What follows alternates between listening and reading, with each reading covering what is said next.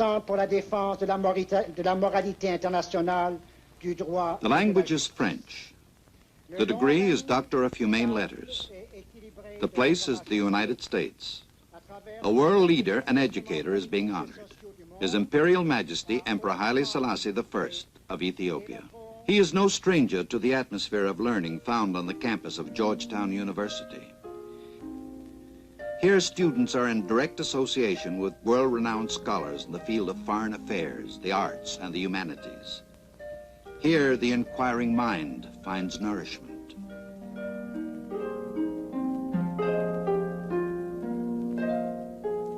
During the 8-day visit of Haile Selassie to the United States, he will participate in many ceremonies that demonstrate the respect of a friendly nation.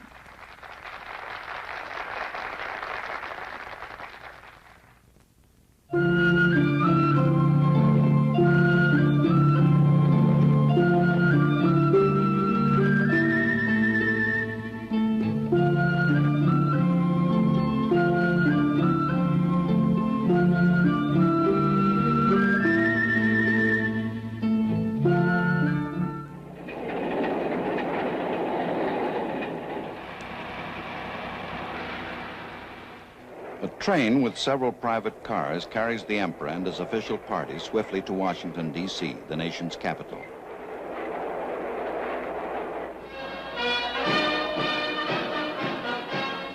This will be the first meeting for President John F. Kennedy and Mrs. Kennedy with the man who played a leading role in the creation of African unity.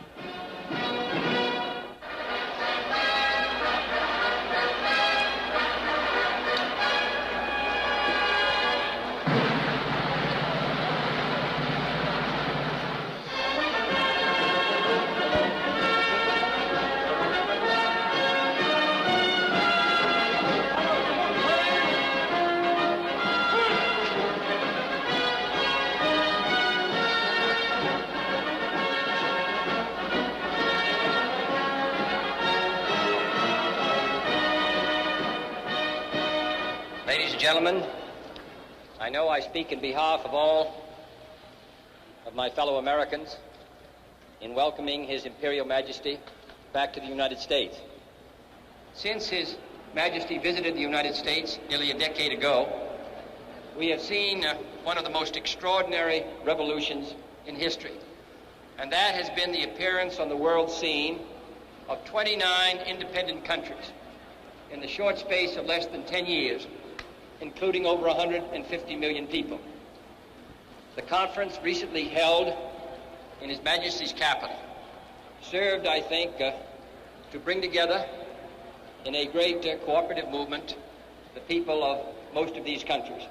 And the success of that conference was due in no small part to the leadership of our distinguished guest. His efforts to move his country forward and provide a better life for its people, and his efforts throughout the world, which stretch back over 30 or 40 years. For all of this, Your Majesty, we take the greatest pride in welcoming you here. You do us honor, and I can assure you that there is no guest that we will receive in this country that will give a greater sense of livelier pride and satisfaction to the American people than your presence here today. Your Majesty, you're most welcome.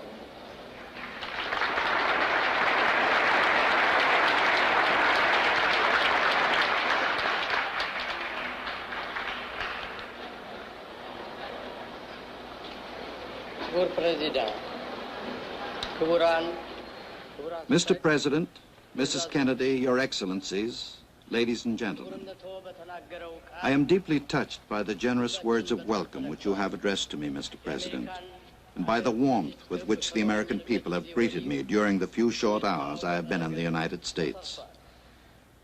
In the decade which has elapsed since my first voyage to America, the face of the globe has been vastly altered. Africa and Asia have been transformed into continents whose people are almost entirely removed from the subjugated status which was the lot of so many of them but a few short years ago. As free men, we Africans are now seeking the unity and the oneness which will enable us to put our freedom to the best use. The service of the peoples of our continent, the defense of right and justice, the protection of the peace. የህዝባችን ኑሮ ደረጃ ተሻሽሎ ድህነትና ድንቁርና ከዓለም እንዲወገድ ቁርጥ ሐሳብ አድርገናል።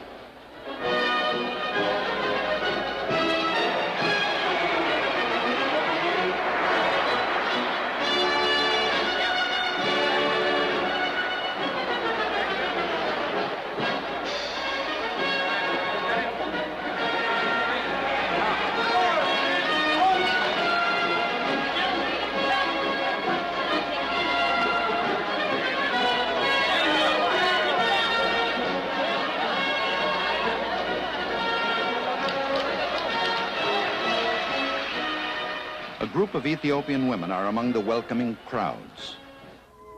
The Emperor of Ethiopia has come to Washington to discuss important aspects of world peace and economic progress.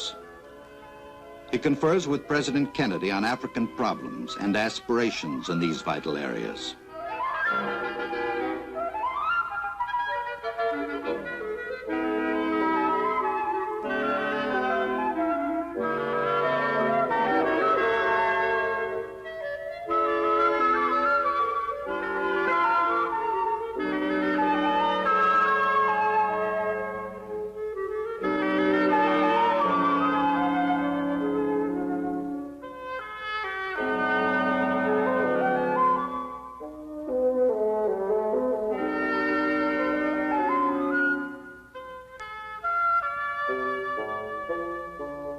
The memorial to Abraham Lincoln.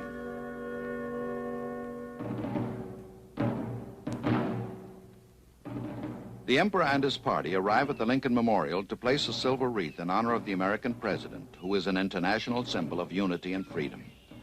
President Kennedy's Secretary of Interior, Stuart Udall, accompanies the Emperor.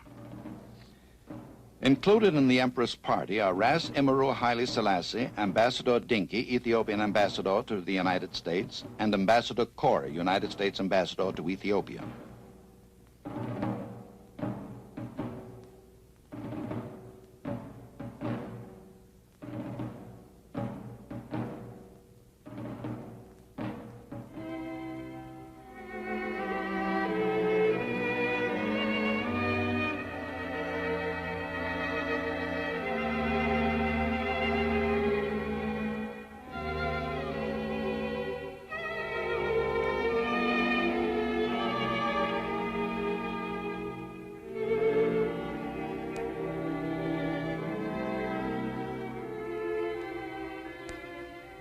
Mr. Udall reads from Abraham Lincoln's immortal Gettysburg Address.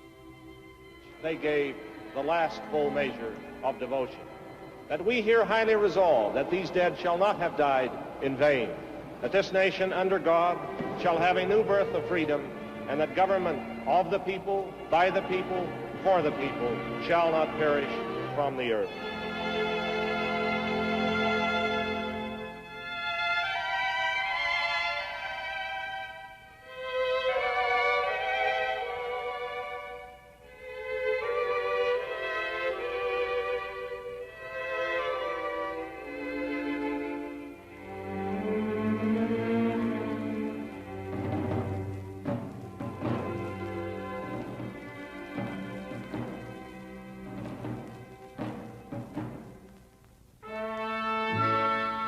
At the National Legislature, the Vice President of the United States, Lyndon B. Johnson, and leaders of the Senate and House of Representatives hold discussions with the Emperor. This is where the men and women elected by the American people make the laws which govern them and determine American policies and world affairs.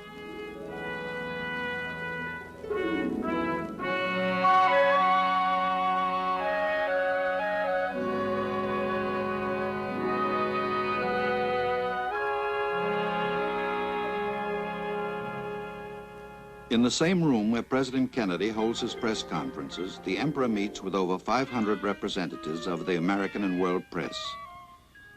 He describes the purpose of his visit: to renew his acquaintance with our nation and to ensure that the ties of friendship which have linked the two countries over the years will be maintained and strengthened.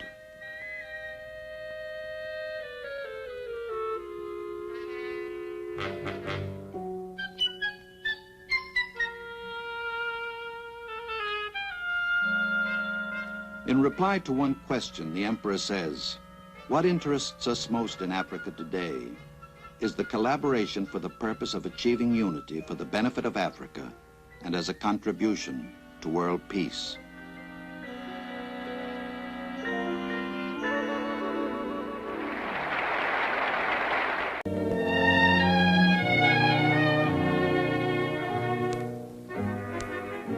Departing Washington, the Secretary of State, Dean Rusk, and Mrs. Rusk accompany the royal party to a heliport at the Naval Observatory near downtown Washington.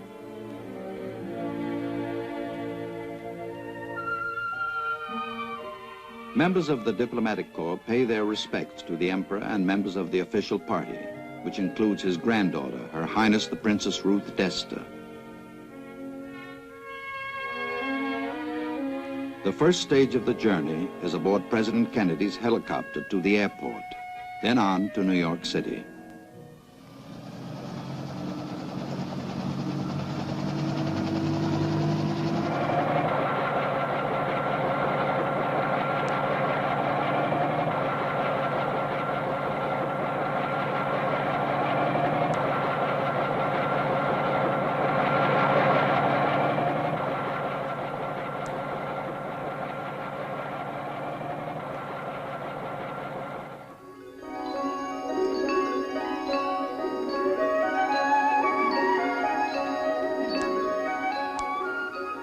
New York, America's largest city.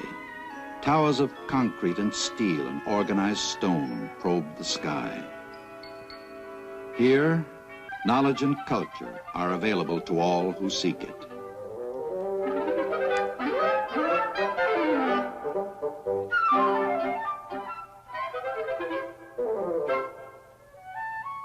In libraries,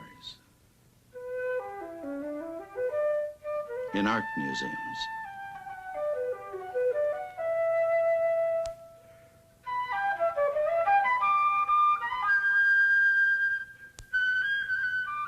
in cultural centers. Here is the library of the famed Columbia University, where Princess Ruth and many other Ethiopians have studied.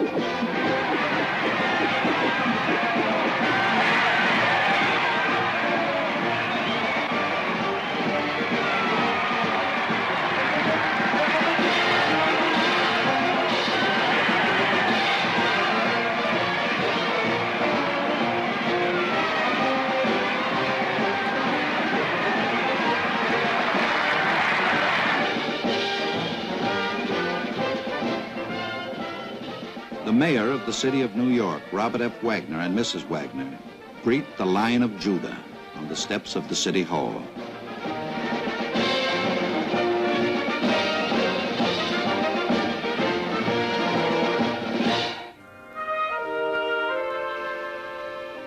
En route to the United Nations, where an open forum, nations can share the benefits of peaceful association.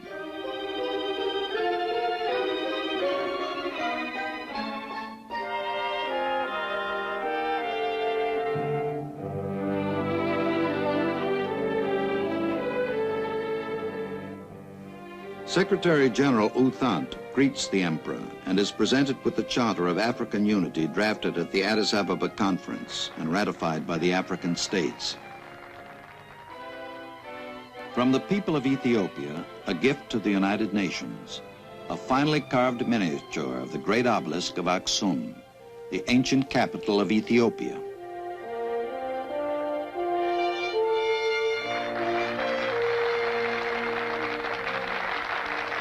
The Emperor addresses a special meeting of the General Assembly.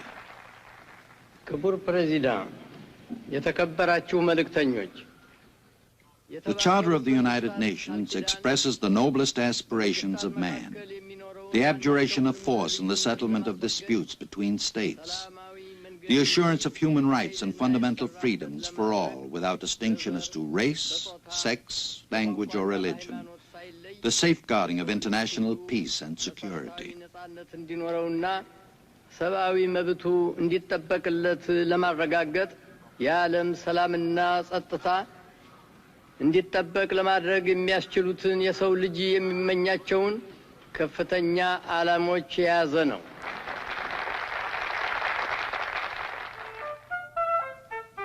Television is another medium of communication through which millions of Americans see and hear the Emperor. On a program devoted to current events, the sight and sound of free discussion is transmitted to the television audience.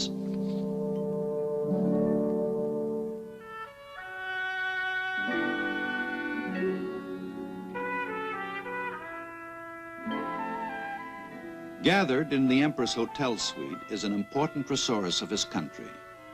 Young people increasing their knowledge in the universities of America. One of the most satisfying moments of his tour, a face-to-face meeting with many of the Ethiopian students. In gratitude, they present him with a silver service.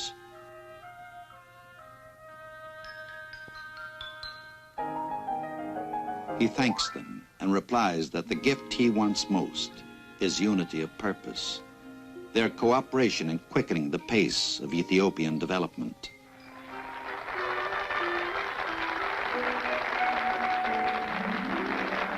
All are working toward this goal.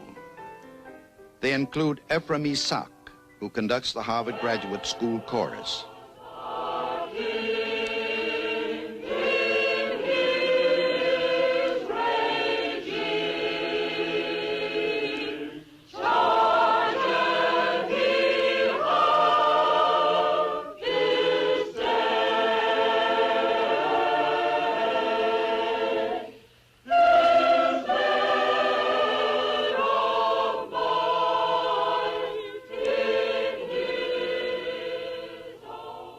His mission? To found a conservatory in Addis Ababa, taking his doctorate at Harvard University, where President Kennedy was also graduated.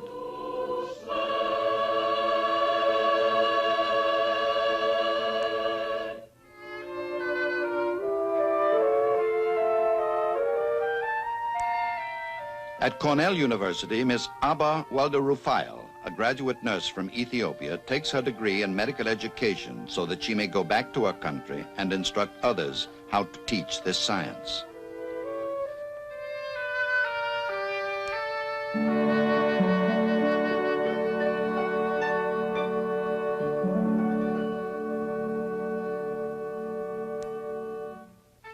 On the same campus, Bayena Chichai-Balu, a former government agricultural agent from Harar in the eastern part of Ethiopia, digs deeper into the science of agronomy, learning to overcome the common problems that face men who work the soil in all parts of the world. His specialty is animal husbandry. Laboratory and field experiments relate to the types of problems he will find in helping to attain greater yields from Ethiopian fields and livestock.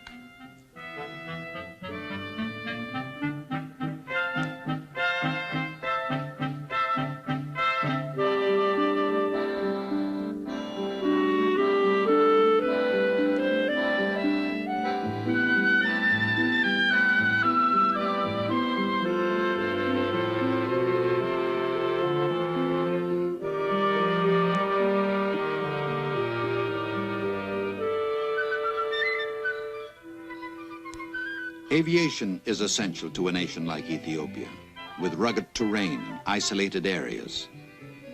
This young man, Bayena Gulilat, is mastering the rudiments of flight at a Washington flying school, studying to be a commercial pilot, secure in the knowledge that the skills he is learning will be of importance to his country.